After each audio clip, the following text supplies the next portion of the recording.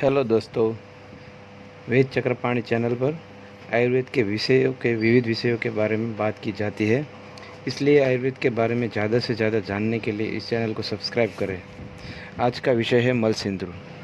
मल सिंदूर एक ऐसी औषधि है जो विविध व्याधियों में बहुत अच्छे से हम उसको काम में ले सकते हैं, जैसे श्वास, कास, सन्निपात, उन्माद, उपतंत्र, हिस्टेरिया, आम वात, विसूचिका, वात रोग, प्रमेह, 10 प्रकार के कफज रोग के नाश करता है। ये एक तीक्ष्ण और उग्र वीर्य औषधि है और फुफ्फुस, वात वाहिनी और हृदय पर उत्तेजक असर पहुंचाता है। पहले हम इसकी बनाने की विधि में बात करते हैं। इसमें शुद्ध सोमल 5 तोला ले, शुद्ध पारद 10 तोला, शुद्ध गंधक 10 तोले। फिर पहले पारद और गंधक की कजली बना ले। फिर इसमें सोमल का बारीक चूर्ण मिलाकर 6 घंटे तक खरल करें। उसके पश्चात घृत कुमारी के स्वरस की भावना दे। उसके बाद अतसी शीशी में उसको भर लेना चाहिए और बालू का यंत्र में रख कर 36 से 48 घंटे अग्नि देकर औषधि को सिद्ध कर ले। मल सिंदूर बनाने में बार बार सावधानीपूर्वक शीशी का गला साफ करते रहना चाहिए। लगभग 12 घंटे के बाद गंधक का धुआं बंद होकर सोमल का धुआं निकलने लगे और तप्त सलाका से बत्ती सफ़ेद रंग की दिखे तब तुरंत डांट लगा दे, उसको बूच लगा देना चाहिए। और देर होगी तो सोमल उड़ जाएगा और जल्दी होगी तो डांट धुएं के बल से उड़ जाएगा। डांट लगाने से पहले के पश्चात 24 से 36 घंटे तक औषधि का विचार करके तेज अग्नि देनी चाहिए। जब तक गंधक का धुआं रहता है तब तक शीशी में काला कीचड़ जैसा दिखाई देता है। गंधक जल जाने के पर ऐसा कीचड़ नहीं रहता। मल सिंदूर काले चमकते रंग का कठोर होता है। औषधि का पाक होते समय इसके धुएं से बचना चाहिए। अब इसकी मात्रा कितनी होती है? पाँव से आधी रति तक दिन में 2 समय शहद और पीपल के साथ अथवा खरलीय रसायन प्रकरण के लिखे अनुसार मल सिंदूर वटी बनाकर प्रयोग में लेने चाहिए। और इसका उपयोग अब इसके उपयोग के बारे में बात करते हैं। मल सिंदूर ये रसायन का उपयोग कफ वृद्धि और आम वृद्धि से उत्पन्न दोषों और वात प्रकोप पर होता है। जब कफोबलन, सन्निपात, जीर्ण श्वास या कास के तीक्ष्ण प्रकोप में देश और ऋतु के प्रतिकूल होने से या प्रकृति निर्बल होने से मल भस्म या मल पुष्प का अधिक उग्रता के कारण न दिया जाए, वहाँ मल चंद्रोदय और मल सिंदूर देने में अधिक भय नहीं रहता। मल सिंदूर कफ और आम का समन करके रोग की शांति भी कर देता है।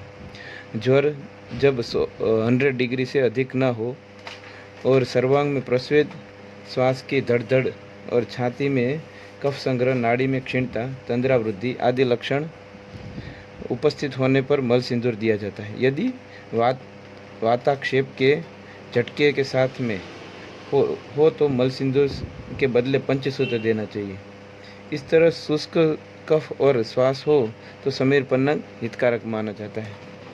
उपदंश जनित पक्षाघात और अन्य हेतु से उत्पन्न पक्षाघात में बारंबार आने वाले आक्षेप को रोकने के लिए यह रसायन उत्तम लाभदायक है। इसके सेवन से विष और कीटाणु नष्ट हो जाते हैं। इसके झटके आने में प्रतिबंध होता है। इसके सेवन से विष और कीटाणु नष्ट हो जाते हैं और जिससे झटके आने में कम हो जाते हैं। हिस्टेरिया पर मल सिंदूर कस्तूरी, केसर, कुचिला और सफ़ेद मिर्च और अकरकरा के साथ देना चाहिए। ऊपर जटामांसी का अर्क पिलाए। इसी तरह इसके सेवन से हिस्टेरिया का दौरा रुक जाता है। जीर्ण पक्षाघात पर मल सिंदूर का उपयोग कैसे कर सकते हैं उसके बारे में हम देखते हैं। तो मल सिंदूर शुद्ध, कुचला और असगंध को मिलाकर दिन में 2 बार घी और शहद से देना चाहिए। ऊपर रासनादी का अर्क पिलाना चाहिए। यह रसायन कीटाणुनाशक होने से रक्त में हुए जीर्ण ज्वर और परिवर्तित ज्वर के कीटाणु को नाश कर ज्वर का शमन करता है। जीर्ण आम बात में जब तीक्ष्ण प्रकोप न हो, ज्वर साधारण रहता हो और तब कोष्ठ शुद्ध करके मल सिंदूर देना लाभदायक है। अजीर्ण जनित कीटाणु रहित विषुचिका और कीटाणुजन्य विषुचिका में जब जीवनीय शक्ति के रक्षण की आवश्यकता हो, तब इस रसायन का उपयोग लाभदायक है।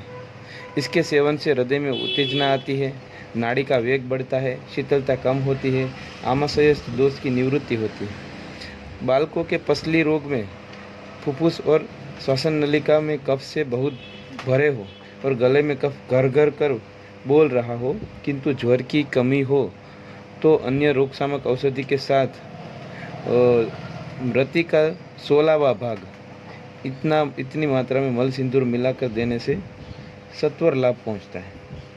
और इसमें थोड़ा कुछ मल सिंदूर का उपयोग करते समय थोड़ा कुछ ध्यान भी देना चाहिए।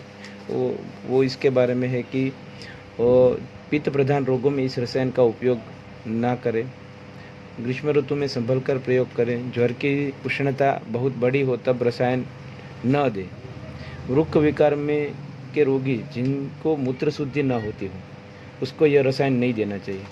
सोमल वाला धुआं आँखों को न लगने यह ध्यान रखना चाहिए। जब तक गंधक जलता है तब तक सोमल नहीं उठता, गंधक जल जाने पर संभलना चाहिए। मल सिंदूर बनाने के समय पारद के साथ चौथा हिस्सा सुवर्ण मिलाया जाए तो मल चंद्रोदय भी कहलाता है। मल चंद्रोदय सुवर्ण के संयोग के साथ मल सिंदूर की अपेक्षा कुछ सौम्य किंतु अधिक प्रभावशाली होता है। यदि मल चंद्रोदय में बुभुक्षित पारद को साथ सुवर्ण मिलाकर बनाया जाए तो वह मल चंद्रोदय अधिक गुणदायी होता है। इस तरह मल सिंदूर का उपयोग हम कर सकते हैं। ये आयुर्वेद की बहुत अच्छी औषधि है। Thank you.